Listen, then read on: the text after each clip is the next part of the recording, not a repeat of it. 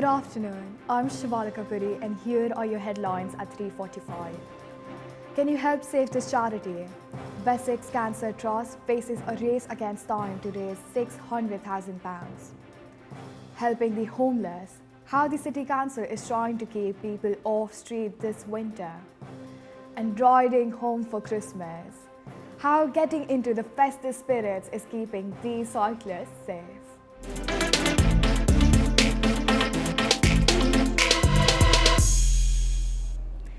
It helps around 8,000 people every year, but Wessex Cancer Trust could be forced to close down unless it finds hundreds of thousands of pounds. The charity needs to secure more than £500,000 by the end of January and is turning to the public for help. Paige Crenny reports. Wessex Cancer Trust have started a campaign to help raise £600,000 by the 31st of January to be able to keep providing their crucial services to those who need it the most. In the past year, they've found that there has been a 30% increase in demand for the services they provide. However, they have found that their shop sales have fallen by 15%. Due to this, they now find themselves in a crisis situation. If you want to donate to help save this amazing charity, then please go on their website and click donate, or you can use the website Easy Fundraising where you can buy all your Christmas presents while still supporting an amazing charity at no extra cost.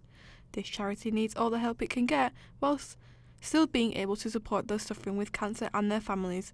This has been Paige Creaney for Solent Journalism. And we'll be speaking to the charity tomorrow. So follow our radio, TV and online coverage for the latest in their campaign. Some breaking news now. A man who raped and assaulted a university student at a Southampton park has been found guilty.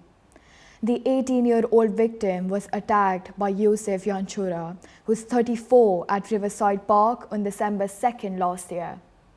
In other news, CCTV footage has been released after a man was left with a fractured skull in Southampton. Detectives want to speak to this person about the assault, which occurred in Vodka Revolution just after 2 a.m. on Saturday, 9th of November. If you recognize this man, please call 101. The ground at Hoaglands Park is still in despair.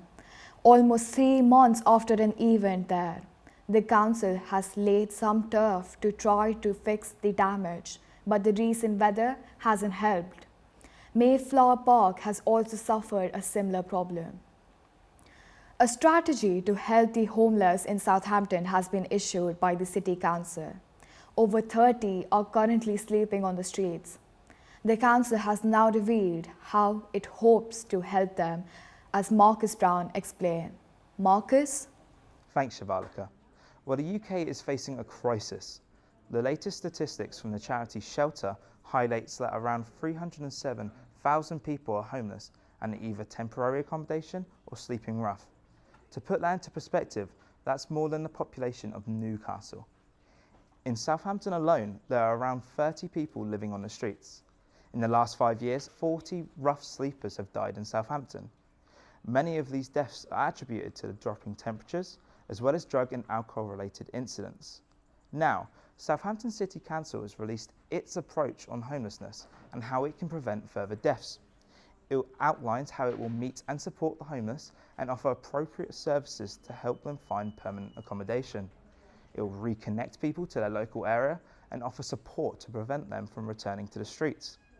It also explains how throughout the winter it's offering extra emergency accommodation as well as extra beds in the city's main hostels. The city's outreach workers will also encourage people to accept help. But how can we offer support? If you see someone in distress, call 999. You can also call the Street Homeless Prevention Team on 02 380 832 343 and give a description of someone that may need assistance. As for money, it's up to you whether you donate for a charity or in person, but a friendly chat and a warm drink is also encouraged. Shivalika? Thank you, Marcus. Meanwhile, the Society of St. James is aiming to raise £5,000 for Hampshire homeless this Christmas. The campaign aims to give a warm meal or small gifts to those in need this December, to make them feel valued at what can be a lonely time of year. If you would like to donate, visit the Society of St. James website where any donation is appreciated. Solent University students are also giving back this Christmas with a reverse advent calendar. The idea is students and staff bring in food and clothes. They go to local charity to help those in need. Well, it must be the season for giving because there is even a day dedicated to it this December. Giving Tuesday is an international day for charitable giving, and this year Solent University has been raising money to fund student bursaries. Hannah Watkin reports.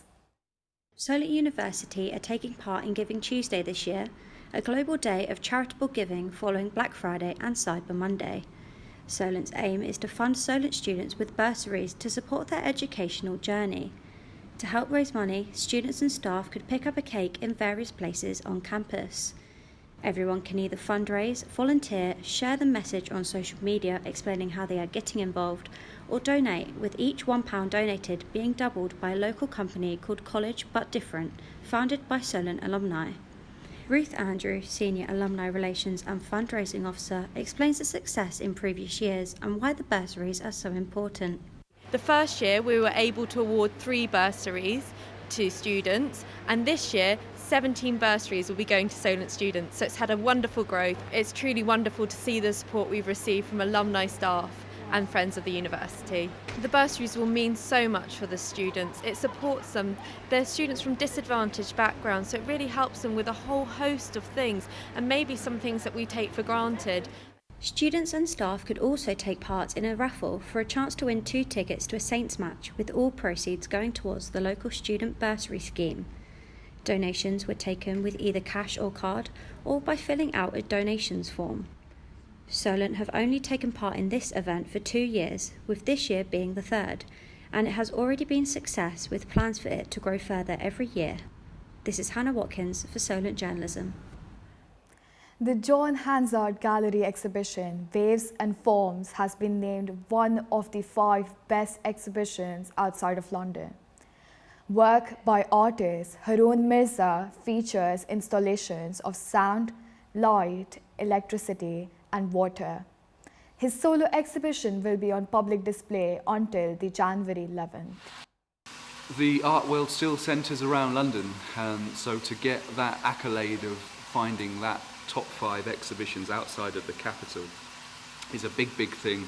A really, really good magazine who puts in the top 5, which will help with press, with name, and just with an awareness for other people going forward on the Hansard Gallery. So really nice to get in the top 5.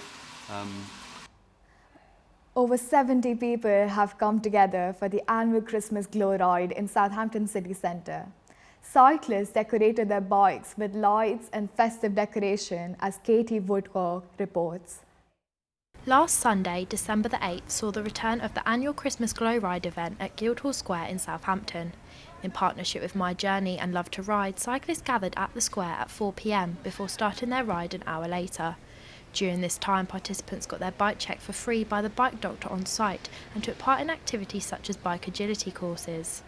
The route started at Guildhall Square and then continued through the parks and main city roads. Cyclists of all ages took part and decorated their bikes to light up the streets of Southampton. I spoke to Ruth McGuinness, Cycling Development Officer for Southampton, about why this event is such a success. I think the Southampton Glow Ride is a real success because everybody loves Christmas, first of all, but they also really like the novelty of getting to dress up their bike. In some cases, people's bikes are their favourite accessory and they really like spending a lot of time decorating them. They also really want to advertise the fact that they cycle, and I think this is a really great way to show, especially young people, that cycling can be really fun and creative. The Glow Ride's main purpose is to have fun. It's mostly fun. However, it's got a serious message behind it. There's, first of all, the message of being bright and being seen in the dark winter months, but it's also trying to raise awareness of the fact that cyclists do need, whenever you're driving a car, you do need to really keep an eye out for cyclists and be more aware of them. This year, tickets for the Glow Ride completely sold out. This is the 4th year the event has been running in Southampton, and it's clear that many people get behind it each time. Despite the blustery winds on Sunday night, cyclists still braved the weather and played their part in the festive cheer for the community. This is Katie Woodcock for Solent Journalism. The city's election candidates have been rounding off their campaigns ahead of tomorrow's vote. Polling stations will open from 7 a.m. until 10 p.m, so don't forget to have your say. You can see the latest hostings from the candidates for Southampton HN on our website, solentjournalism.co.uk. We're back tomorrow.